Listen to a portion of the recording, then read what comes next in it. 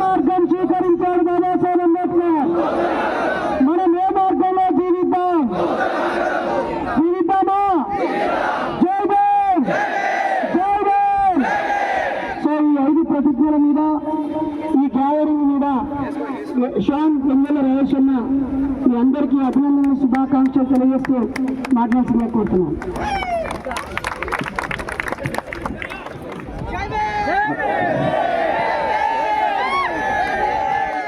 అందరికీ జై భీమ్. 5 సంవత్సరం మరి మూఢ నమ్మకాల నిర్ధారణ సంఘం నుంచి బైరి నరేష్ అన్న పిలుపు మేరకి కథలు వచ్చినటువంటి నా మిత్రులు, సహోదరులు, అక్కలు, చెల్లెళ్ళు, స్టూడెంట్స్ మరియు నాయకులు, విద్యార్థి నాయకులందరికీ కూడా హృదయపూర్వకంగా బాబాసాహెబ్ అంబేద్కర్ గారి జ్ఞాన దినోత్సవ శుభాకాంక్షలు. మనం చట్టానికి వ్యతిరేకమైనటువంటి పనులు చేసే వాళ్ళం కాదు, ఎందుకంటే మనం ప్రపంచ జ్ఞాని బాబాసాహెబ్ అంబేద్కర్ వారసులం కాబట్టి. మరి ఈరోజు తెలంగాణ రాష్ట్ర ప్రభుత్వానికి కూడా బైరి నరేష్ గారు ఇచ్చినటువంటి మరి ఒక రిక్వెస్ట్ కావచ్చు, విజ్ఞప్తి కావచ్చు, సూచన మేరకు మళ్ళీ మా బాబాసాహెబ్ అంబేద్కర్ గారి యొక్క ప్రాంగణాన్ని కలకలాడిస్తున్నందుకు తెలంగాణ గవర్నమెంట్ కూడా ఒక అభినందనలు తెలియజేస్తా ఉన్నాం. పోయిన సంవత్సరం ఎంతో మంది మధ్యప్రదేశ్, హర్యానా లాంటి, ఉత్తరప్రదేశ్ లాంటి పరిసర ప్రాంతాల నుంచి వచ్చి చాలా మంది నిరాశకు గురై వెళ్ళిపోవడం అంబేద్కరిస్టులుగా మనందరికీ కూడా చాలా బాధను కలిగించింది. ప్రపంచంలోని 193 దేశాలలో ఎక్కడ లేని ఒక అద్భుతమైనటువంటి విగ్రహాన్ని మన హైదరాబాద్ నడిపొట్టున స్థాపించి మరి ఇంత పెద్ద గౌరవాన్ని కల్పించినటువంటి పూర్వపు ప్రభుత్వానికి కూడా శుభాభివందనాలు తెలియజేస్తూ, అంబేద్కర్ గారి స్టాచ్యూ సాక్షిగా మరి బుద్ధుని యొక్క ప్రతిమను మీన్స్ బొమ్మ లేకపోయినా బుద్ధుని యొక్క ఆలోచన విధానమే జెండా. ఇది కేవలం భారతదేశంలో మొదలై భారతదేశంలో ముగిసిపోయింది కాదు. బుద్ధుని తర్వాత సామ్రాట్ అశోక చక్రవర్తి భారతదేశం ఒక ఖండాంతరాలు దాటించి మరి బౌద్ధమయ భారతదేశంగా బాబాసాహెబ్ అంబేద్కర్ గారు అశోకుడి తర్వాత తిరిగి ఈ బౌద్ధాన్ని పునర్జీవనం పోసి సన్మార్గంలో నడిచి మిగతా వాళ్ళందరినీ ప్రేమించి విశ్వ మానవాళ్ళందరూ కూడా సమానమే అని మన ప్రపంచానికి సందేశం కలిగించినటువంటి బుద్ధుడి యొక్క మార్గంలో మనమందరం కూడా నడవాల్సినటువంటి బాధ్యత ఉంది. చాలా మందికి ఒక కన్ఫ్యూజ్ ఉంటుంది, బౌద్ధం కూడా వేరే దేశం మతం కావచ్చు. ఈ దేశానికి చాలా మతాలు వలస వచ్చినాయి, కానీ ఈ దేశంలో పుట్టింది ఈ మతం అనేటువంటి విషయాన్ని గుర్తుపెట్టుకోవాలి. బుద్ధుడు ఈ దేశం నుంచి వేరే దేశాలకి శాంతియుత మార్గమైనటువంటి బౌద్ధాన్ని దాటించి అశోకుడు లాంటి మహాచక్రవర్తి కనిల్ల యుద్ధం తర్వాత హింసను ప్రేరేపించక తనకున్నటువంటి ఒక కొడుకుని, కూతురు కూడా ధర్మదానానికే దానం ఇచ్చినటువంటి మహాచక్రవర్తి అశోకుడు యొక్క సన్మార్గంలో బాబాసాహెబ్ అంబేద్కర్ గారి మార్గంలో మనం అందరము నడుస్తాం. ఎన్ని అడ్డంకులు వచ్చినా సూర్యుని అరచేతు పెట్టి ఆపే శక్తి ఎవరికి లేదు, ఎవరి వల్ల కాదు.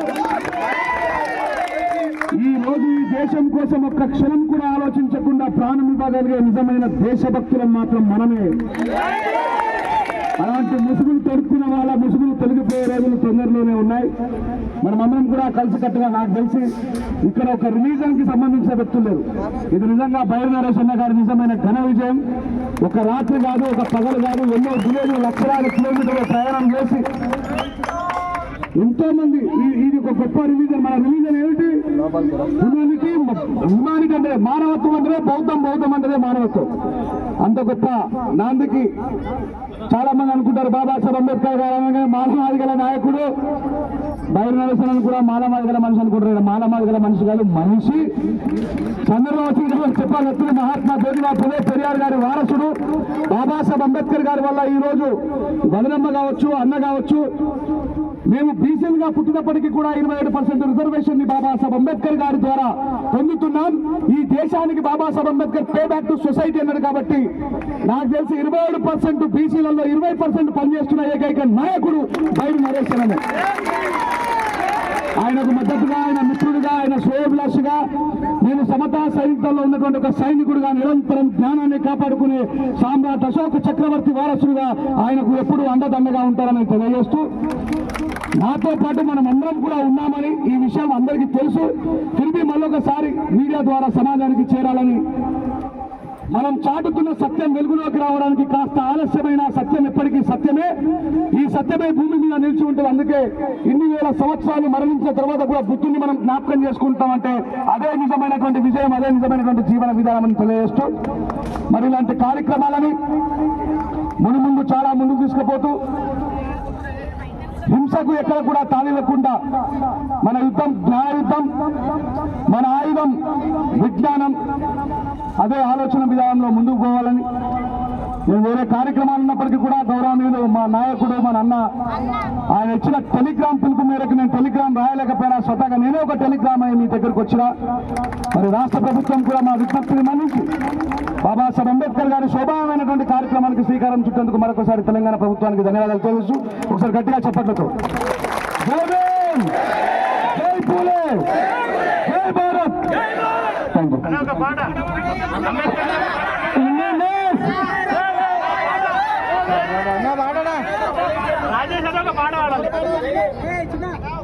మన సంఘం ఒక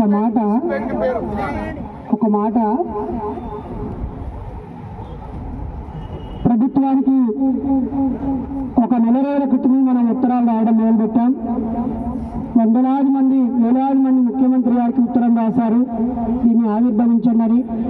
మనం రాసిన ₹1 ఉత్తరం వల్ల దీన్ని ఓపెన్ చేశారని మనం గర్వపడక్కర్లేదు.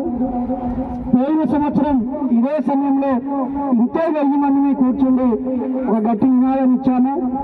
మంచి మనసుతో గౌరవ ముఖ్యమంత్రి గారు ప్రజలందరికీ అందుబాటులోకి తెచ్చినందుకు ఒక్కసారి ప్రభుత్వానికి చప్పట్లతో కృతజ్ఞతలు. ఇప్పుడు మళ్ళీ రెండు కొత్త డిమాండ్స్ ని ప్రభుత్వం చెవులో వేయాల్సిందిగా మీడియా ద్వారా మీ అందరి సోషల్ మీడియా ద్వారా కోరుతున్నాం. ఒకటి, కుల నిర్మూలన కోసం ప్రభుత్వాలు తమ శ్వేతపత్రాన్ని విడుదల చేయాలి. కులం పేరుతో సంఘటన జరిగితే ఖండిస్తున్నారు, ఎన్కౌంటర్ చేస్తున్నారు, జైల్లో పెడుతున్నారు, శిక్షిస్తున్నారు, దండ వేస్తున్నారు, ఆ కుటుంబానికి లక్షలు సాయం చేస్తున్నారు, ప్రభుత్వ ఉద్యోగం ఇస్తున్నారు, వాళ్ళకు అవసరమైతే ఇందిరమ్మ ఇల్లు లేదా కేసీఆర్ డబుల్ బెడ్రూమ్ ఇస్తారు. ఇళ్లతో కుల నిర్మూలన జరగదు, ఫ్లాట్లతో కుల నిర్మూలన జరగదు, అలాగే మీరిచ్చే లక్షలతో కుల నిర్మూలన జరగదు. ప్రభుత్వాలు చిత్తశుద్ధితో కుల నిర్మూలనకు అన్ని పార్టీలు తమ కార్యాచరణను ప్రకటించాలని ఎంఎన్ఎస్ తరఫున డిమాండ్ చేస్తా ఉన్నాం. ఇప్పటి నుంచే నిన్ననే